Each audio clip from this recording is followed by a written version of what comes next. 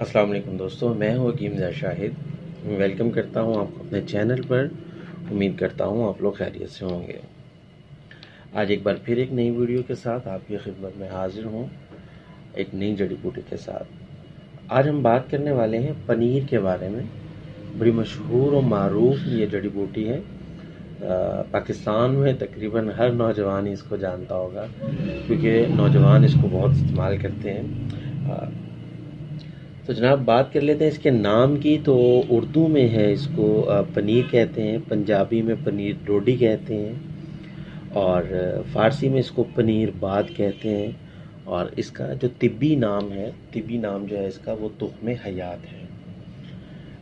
ये एक झाड़ीदार पौधा होता है जिसमें लगते हैं, अगर आपने कहीं असगंध का पौधा देखा हो जिसको अश्वगंधा भी कहते हैं, तो सेम उसी तरीके से इसका भी पौधा होता है, झाड़ीदार पौधा होता है। उसमें ये गोल गोल बीज जैसे आपको नज़र आ रहे हैं, ये अगर मैं दिखा सकूँ आपको, ये जुड़ा होता है पीछे, मतलब उसके साथ पौधे के साथ, और ये आगे फूल टाइप होता है, इसके अंदर मतलब ये गोल गोल से लग जाते हैं। अब ये होता कैसा है, ये मैं आपको खोल के दिखा देता हूँ। इसके अंदर बहुत बारीक बारीक से बीज होते हैं। ये छिलका उतारने के बाद ये इसको अगर दिखा सकूँ मैं आपको, जी ये देखिए, ये बीज होते हैं जो बड़े सख्ती के साथ जुड़े होते हैं। ये अगर कैमरा फोकस कर रहा है, ये देखिए, ये बारीक बारीक से जो है इसमें बीज होते हैं जो आपस में बड़े सख्ती के साथ जुड़े होते हैं। तो ये तो हो गया इसका जो ज़ाहरी, जो इसको नज़र आने वाली चीज़ें हैं वो सब। और इसका मज़ा भी अगर आपको बता दो तो ज़रा तलख होता है, हल्का सा कड़वा होता है, तुरशी माइल होता है, और हल्की हल्की सी स्मेल आती है इसमें से। अब बात कर लेते हैं इसके मिजाज की। तो गर्म और खुश्क होता है ये दर्जा दोम में। अब मज़ेदारी की बात यह है कि हमारे यहाँ नौजवान इसको, पनीर को, ठंडा समझकर इस्तेमाल करते हैं। जो रात को इसको पानी में भिगो देते हैं, सुबह को पीते हैं इसको, तो ठंडे होने के लिए इस्तेमाल किया जाता है। बहुत ज़्यादा मशहूर है ये, लेकिन इसका जो मिजाज है वो गर्म और खुश्क है, दर्जा दोम में है।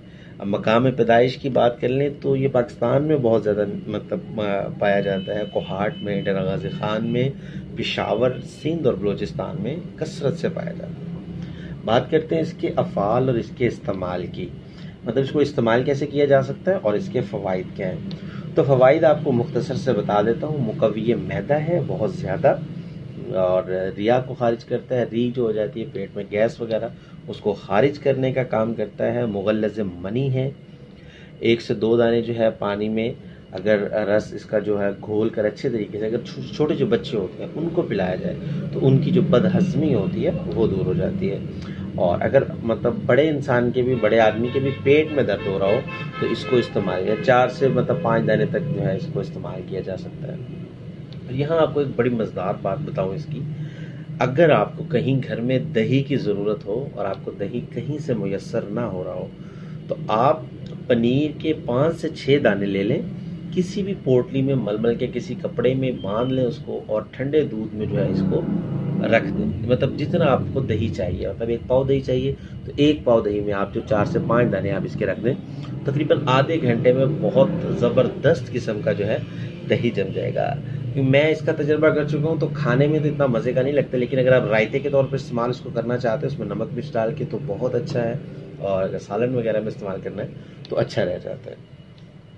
और यहाँ एक और बात बताऊँ कि जो लोग जरियान, एहतलाम वगैरह की जिनको शिकायत होती है, तो वो जो इसका दही जम जाता है, मतलब जो हम इसका दही जमा लेंगे पोटली के ज़रिए। हाँ, एक और तरीका भी है, आप इसके 4 से 5 दाने वैसे ही मतलब पानी में हल्का सा उसको किसी दौरी वगैरह में उसको पीस लें, और वो पानी दूध में डाल दें तो भी दही जम जाएगा।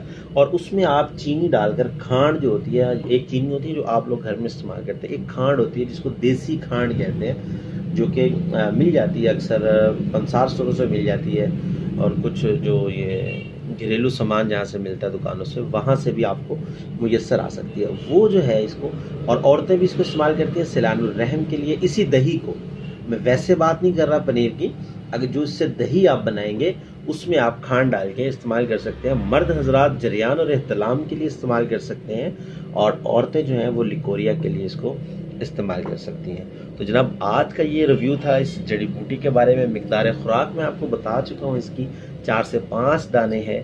तो उम्मीद करता हूँ आज की वीडियो भी आपको पसंद आई होगी। तो लाइक ज़रूर किया करें वीडियो को, शेयर कर दिया करें ताकि आपके साथ साथ दूसरों का फ़ायदा हो जाए। तो चैनल को सब्सक्राइब करना ना भूलिएगा, नोटिफिकेशन की बेल को ऑन कर लीजिएगा ताकि हर नई आने वाली मेरी वीडियो आपको मिलती रहे। तो हकीम ज़ा शाहिद को इजाज़त दीजिए। अल्लाह हाफ़िज़।